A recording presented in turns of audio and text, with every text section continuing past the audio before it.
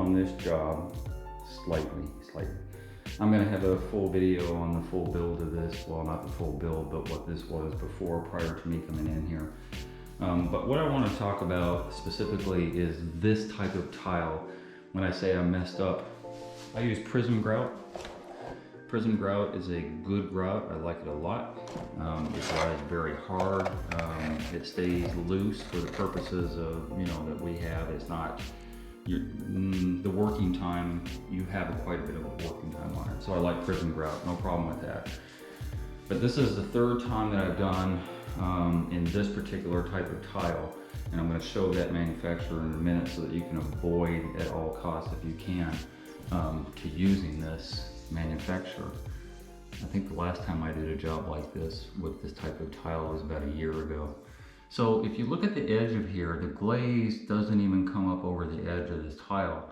And I like the tile because it's like a rectified type of tile, but the glaze doesn't come over the edge. So everywhere you look, like there's these dark lines, right?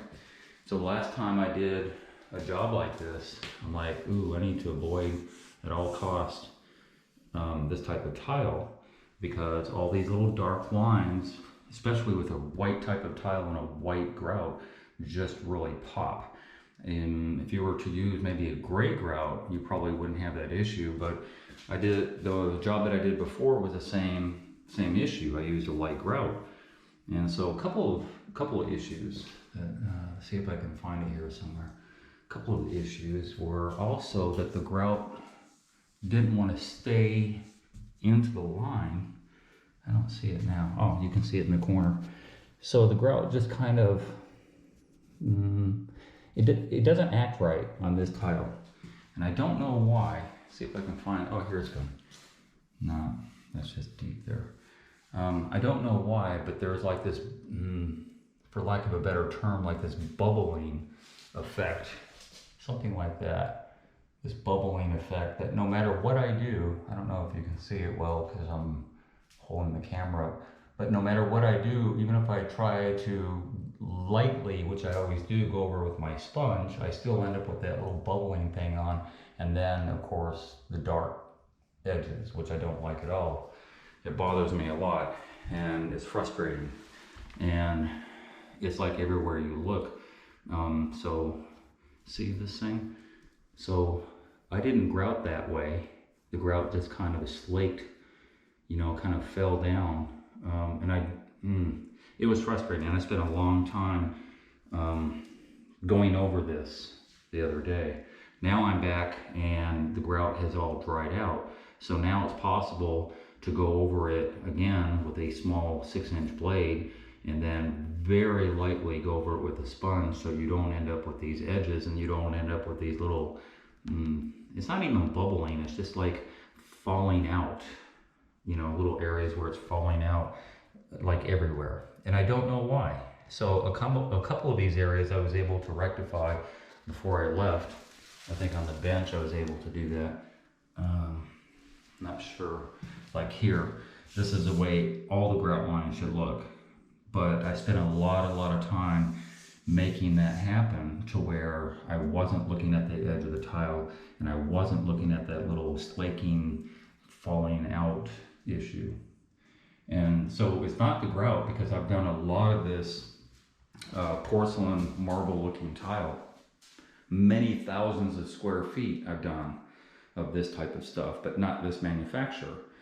So this manufacturer, for anybody that wants to know, Pianetto, and the customer bought it at Floor and Decor. The only thing, there is a warning in here that talks about brick joints are not recommended for this tile. Do not install at half tile size. But that has to do to make sure that you don't have any lippage and stuff like that. See, because it talks about staggered at 1/3, which is great, but that still doesn't help with the grout issue.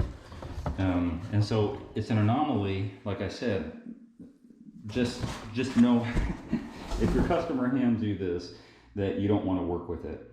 You don't want to work with it, because this is going to be the end result.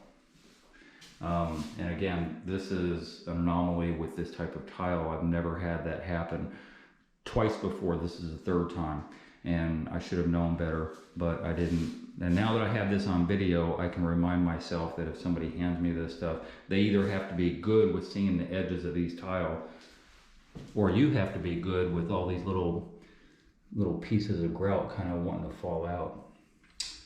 I don't know, it's frustrating, and I don't know what to do about it except to call the manufacturer and ask them. It's almost as if they oiled. The best way I can describe it is if they oiled or put some silicone or something like that on the edge of the tile, which they didn't. But, you know, the glaze is so very thin that, you know, I don't know. But that's what I have to say about that. So when I say that, see, a darker tile, you wouldn't have that issue. Although this is a textured tile rather than this shiny, polished one.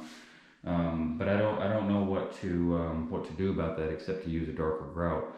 You know, that would eliminate the problem. But then again, there shouldn't be that problem.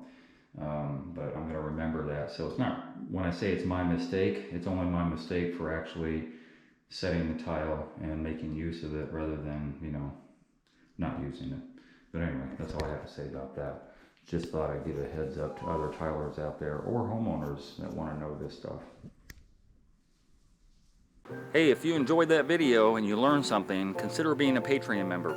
$5, $10, $15 a month would help me greatly produce more videos. I make nothing from YouTube at all. If you're going to call me for advice, please donate $50 for 30 minutes. My link to my PayPal and my Patreon account is down below. And if you haven't already, hit the subscribe button and hit the bell so you get immediate notifications as soon as I post videos. And thank you very much for your support.